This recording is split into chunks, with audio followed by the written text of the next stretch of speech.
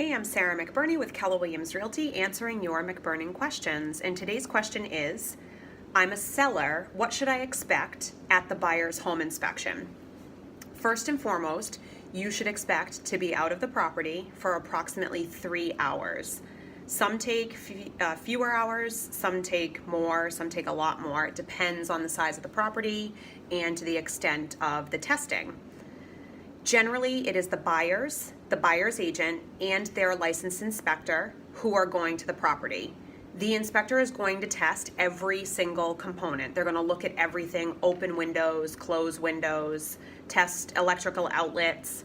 As much as you can prepare to have items clear for them, such as the electrical panel, making sure that there's access to the things that they should be looking at, that's always helpful.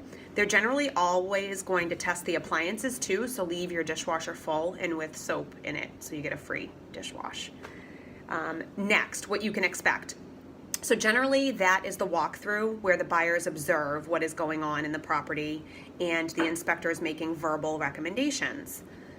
Following that, the inspector will type up a report, and that generally is given to the buyers within, say, a 24 to 48 hour period. So generally they like a time frame to review the report. Inspectors are paid to find problems. Every home has problems. Each buyer hears things differently and has a different threshold for or tolerance for the items within the property. So generally, if a buyer comes back with a list of repairs or questions or things that they want to negotiate, you can expect that any future buyer would probably find the same or worse. Is it possible that the next buyer would ask for less or wouldn't find as much? Maybe. It's possible, but not probable. So you're generally best off negotiating and or addressing the particular items that the buyer has found during this inspection.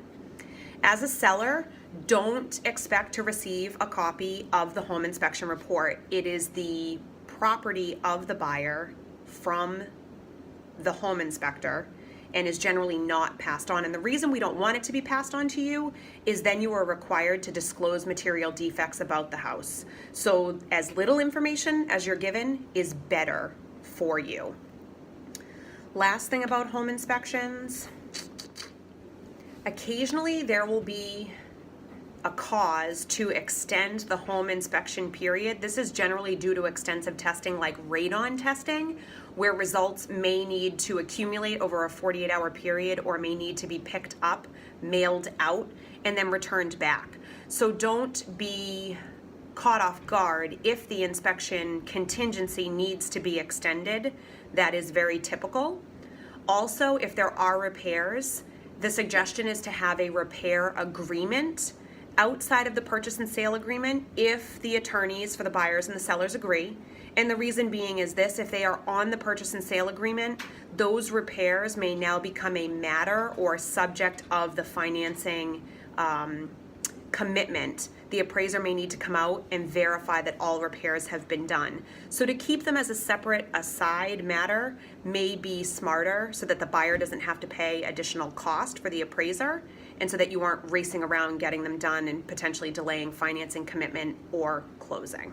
Hope this answers your question. You can submit your MacBurning questions by visiting sarahwillsellyourhome.com and clicking on the MacBurning Questions tab.